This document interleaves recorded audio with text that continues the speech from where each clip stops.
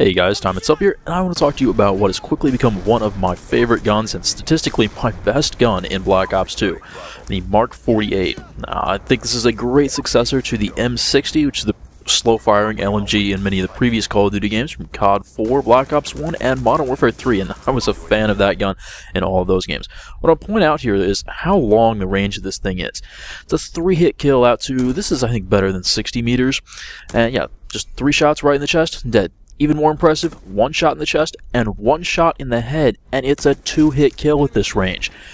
Now, there is no 2-shot chest shot kill range for this gun, so go for headshots, and I think that partly explains why I have just a hair under a 20% headshot rate with this thing.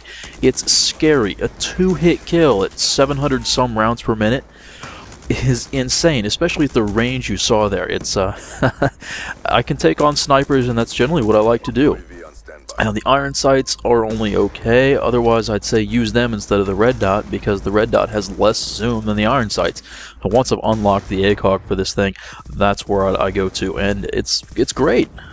You could try to just use it like an assault rifle, but as you saw there, again, the range advantage you have with this thing is amazing, and you can burst fire it, and yes, that's a great way to use it, but even just holding down the trigger, it doesn't have a whole lot of recoil. Unlike previous light machine guns that tended to bounce around quite a bit, you don't lose a whole lot just by holding down the trigger with this thing. Yes, it's more accurate to burst fire, or even just fire single shots. I mean, if you can fire just 2 shots and put them both in the guy's head, it's going to be enough to kill him, so you could almost use this like a semi-automatic if you wanted to, and be kind of different. Or you just hold down the trigger and get things close. It's a fantastic gun.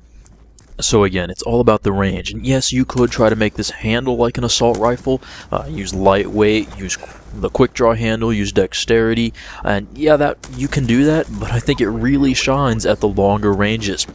Now, I've seen some people suggest using things like flak jacket and tac mask, and yeah, those would be great, but I find that at the ranges I'm trying to use this thing, those aren't quite the issue. It's like, it would be like running tac mask and flak jacket on a sniper rifle almost. As you saw there, I was using this as sniper distances, and so yeah, you could do that. Certainly, it works great, but I find that would be a bit more towards the assault rifle side of things.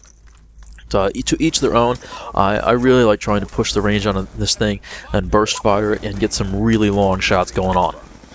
And against my own advice, I do like to run the quick draw handle and dexterity and toughness on this thing, because when you do get up a little bit closer, those things come in handy, and well, I just didn't know what else to run. I was trying things out, and that's what's been working for me. The other thing you'll see going on here is that I'm running sentry guns, and these things have been key in all of my high kill gameplay so far. I've had several up to 60. It's not something I go for a whole lot, and it's not something I get too often, but sentry guns have been key in picking up another 10 to 15 kills for me and getting some higher kill gameplays. The other thing is that the sentry guns, they just let you control more area of the map, let you get more guns out there, give the enemy less cover, fewer routes to work with, and they can really chew them up, make them go around the map even the longer way, force them to go blind eye. If you do notice a sniper who is blind eye, well, you can just take control of the sentry gun and just gun them down. I've done that a few times. Oh yeah, I think we have a counter UAV up. Good stuff.